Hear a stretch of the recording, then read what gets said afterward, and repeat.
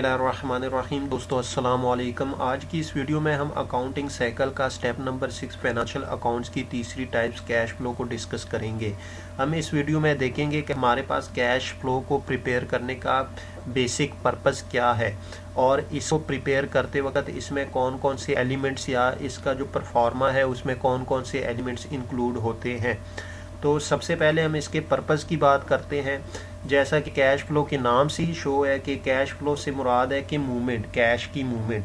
अब जब कोई भी कंपनी अगर कैश की मूवमेंट देखना चाहे कि उसके पास कितना कैश इन हुआ और कितना कैश आउट हुआ, तो वो कैश फ्लो स्टेटमेंट प्रिपेयर करेगी। यानी अब देखें, एक स्पेसिफिक टाइम पीरियड पे अगर एक कंपनी है वो देखना चाहती है कि मेरे पास इस टाइम पीरियड तक कितना कैश आया और कितना कैश गया, तो इस पर्पस के लिए हमें कैश फ्लो बनानी पड़ेगी। अब हमारे पास जो कैश इन होता है या कैश आउट होता है या हमारे पास जो कैश की मूवमेंट होती है वो डिफरेंट एक्टिविटी से होती है। अब वो हमारे पास जो कैश फ्लो में हमारे पास 3 टाइप्स की एक्टिविटीज़ होती है।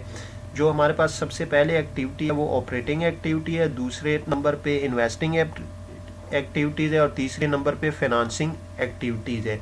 अब जो हमारे पास ऑपरेटिंग एक्टिविटीज़ है, ऑपरेटिंग एक्टिविटी से मुराद है कि वो ऐसी एक्टिविटीज़ के जिसकी बुनियाद पे आपका बिजनेस रन कर रहा है। यानी जो बेसिक्स एक्टिविटीज़ होती है। अब बेसिक एक्टिविटीज़ क्या होती है? मिसाल के तौर पे आपके बिज़नेस में जो रॉ मटेरियल परचेज़ किया जाता है और जो सेल किया जाता है वो आपकी बेसिक एक्टिविटीज़ है। अब आप ये देखना चाहते हैं कि आपके जो बेसिक एक्टिविटीज़ है, कितना रॉ मटेरियल परचेज़ किया, उसके अगेंस्ट कितना कैश आपने दे दिया। यानी जब रॉ मटेरियल आप परचेज़ करेंगे तो कैश कितना गया, कैश कितना आउट हुआ। इसी तरह जब आप सेल करेंगे तो आप देखेंगे कि कितना कैश इन हुआ, यानी कितना कैश आपके पास आया। अगर आपने ये इन्फॉर्मेशन लेनी हो, आपने कैश की मूवमेंट देखनी हो कि कितना आपने परचेज़ किया रॉ मटेरियल या और जो है डिफरेंट किस्म की प्रोडक्ट्स जो आपकी ऑपरेटिंग एक्टिविटीज़ में इंक्लूड होती हैं, और अगर आप ये देखना चाहें कितनी सेल हुई और उसके अगेंस्ट कितना जो है कैश रिसीव हुआ, तो वो आप ऑपरेटिंग एक्टिविटीज़ में जाके उसको देख सकते हैं। इसी तरह इन्वेस्टिंग एक्टिविटीज़ आपके पास आ जाती है कि इन्वेस्टिंग एक्टिविटीज़ में हम ये देखना चाहते हैं या इसमें हम ये रिकॉर्ड करते हैं कि हमारे पास जो है कि कितने जो है एसेट्स सेल हुए या परचेज़ हुए, और जब सेल हुए तो हमारे पास कितनी अमाउंट के जो है एसेट्स सेल हुए। यानी हमने एसेट्स को सेल करते वक्त उसके अगेंस्ट या उसके अगेंस्ट कितनी अमाउंट हमने रिसीव कर ली। इसी तरह जब हमने परचेज़ किया तो हमने कितना कैश दिया किसी एसेट्स को परचेज़ करते वक्त।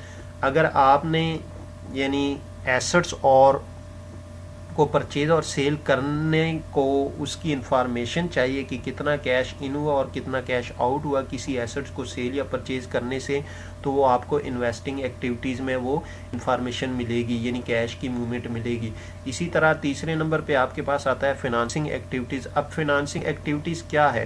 यानी ये it's represent the movement of cash from generating or spent on rising or repaying of share capital and payment of interest or dividend। यानी अगर आप ये देखना चाहते हैं कि आपके पास जो है यानी कितना जो है कैश जनरेट हुआ या स्पेंड हुआ, राइजिंग और रीपेमेंट ऑफ शेयर कैपिटल।